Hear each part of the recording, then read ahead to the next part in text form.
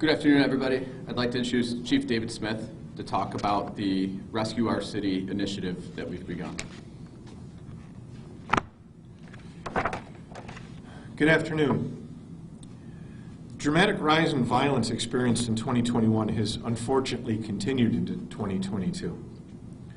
Although the number of shooting victims has decreased, the amount of murders continues at a record level. In response to this unacceptable level of violent crime, on June 15th, the Rochester Police Department began an initiative to rescue our city. The ROC initiative is a multi-jurisdictional task force, initially consisting of members of the RPD, the United States Marshals Violent Fugitive Task Force, New York State Police, Monroe County Sheriff's Office, Monroe County District Attorney's Office, and the Monroe Crime Analysis Center. The mission of this task force was to utilize the unique capabilities of each agency in a coordinated effort to target violent offenders. We have identified top-level firearm offenders and have been utilizing this multi-pronged approach to laser focus on them and their violent criminal behavior. And as you well remember, we've spoken at length about the Marshals Task Force. Due to the high level of success, on August 1st, we welcomed additional federal partners from the ATF, the FBI, the DEA, HSI, and the U.S. Attorney's Office. Since June 15th, this initiative has arrested 34 people on firearm-related offenses and recovered 16 firearms. Since the addition of our federal partners on August 1st, 19 firearm-related cases from our patrol sections have been referred to the ATF for federal prosecution. Today, the Rochester Police Department will be adding even more resources to this task force. In total, we will have 1 sergeant, 4 officers, and 1 investigator assigned full-time. In addition, 3 additional sergeants and 9 officers from our 4th platoons will be temporarily utilized to augment this initiative. Already this year, the 639 members of the Rochester Police Department have seized 558 firearms year-to-date. This includes 40 ghost guns, 389 handguns, and 129 long guns. That's 558 firearms that can no longer be used to bring harm to our community. As a result of those 558 firearms recovered, 446 people have been charged in Rochester City Court with criminal possession of a weapon. Although we currently in the department have 83 vacancies, we are continuously striving to maximize our efforts. In the last several weeks, 18 new officers have finished their field training program and have been integrated into patrol, and we expect several more to finish in the coming weeks. In an effort to increase staffing efficiency in the patrol sections, on September 19th, we will be assigning and transferring some 30 officers. This transfer realigns patrol officers to the sections and beats that need them the most. Although there is no absolute solution to violence, the men and women of the Rochester Police Department will continue to strive towards making our city a safer place. We will continue to use all methods possible to hold accountable those that bring violence to our city. I'm going to open it up for a few questions. The numbers that I just went over will be in the release, or are in the release that I see some of you already have. Chief, when it comes to referring cases to the ATF, sometimes you do it and sometimes you don't. So what cases go to the ATF? So, as in the past, we refer all weapons arrest cases for screening to our federal partners. And they go through a screening process, and then the decision is made, based on individual circumstances, which we think would be a more effective route to travel with that prosecution. And what would those circumstances be? Whether they've got priors, whether they're selling drugs, whether they're what? Yes, all of the above, and many more factors that come into it. It's an in-depth conversation, more so than I can really get into here. And over the weekend, 2 young people were shot at a rec center, which is supposed to be a safe zone for kids. How do you respond to that? So first of all, let me say the rec center was closed for business. This was at 2 a.m., so there was no staff. It was a rec center, but it was a closed building with an unattended field. And what I say to that is what I've said repeatedly is, parents, do you know where your children are? Do you know where they are when they're supposed to be in school? Do you know who their friends are? Do you know who they're hanging with? Parents, are you looking at your children's social media? Because we have a culture here of babies assaulting and killing babies in our community. And this is just a recent example of that. Was it caught on surveillance?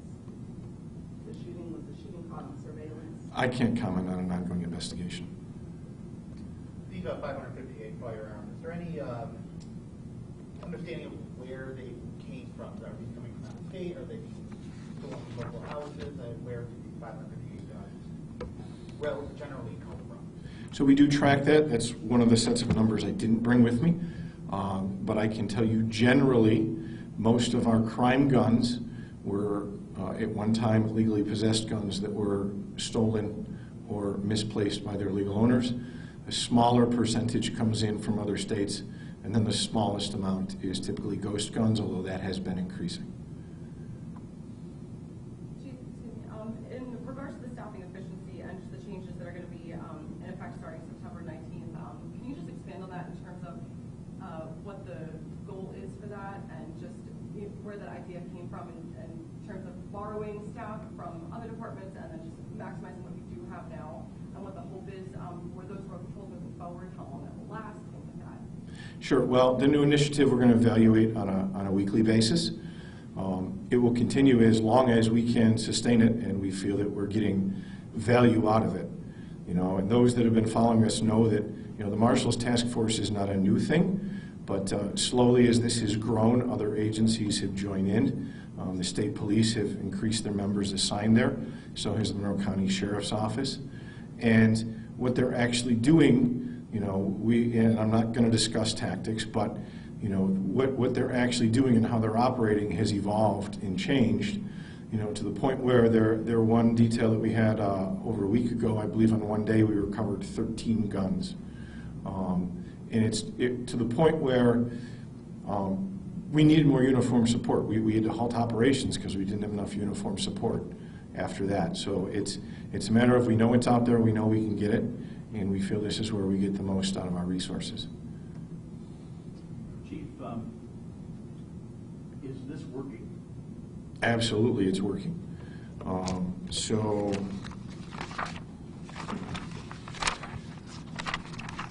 hang on 1 second on our pages.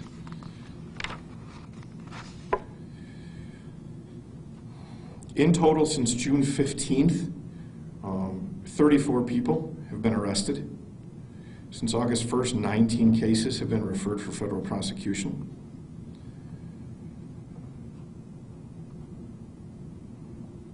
And then, if you look, and I mentioned in my opening that, you know, shootings overall were down, and I know it may not seem like it. I mean, every day we see these shootings reported. But if you do, and again, this is a incident comparison month to month, so, you know, you have to be careful with data, you know, and we always try and look long term and see what's driving the data. But just a monthly comparison, June, 29 shooting incidents, July 33, August 36. However, when you go to confirmed shots fired, 71 in June, 97 in July, and then back down to 70 in August. So there's a decrease there.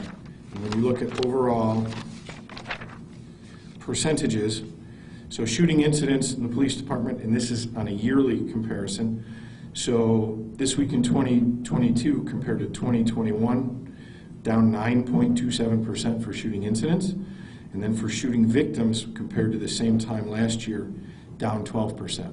Now, unfortunately, individuals killed by gun violence, as we know, is still markedly up. We know we are on, you know, above last year's pace for homicides, but the total number of shooting incidents, thankfully, is down slightly, and I believe it's a result of these initiatives. Do you think that's because of how many people you're arresting or who you're arresting? Well, both. I mean, this has never been, you know, zero tolerance type police work.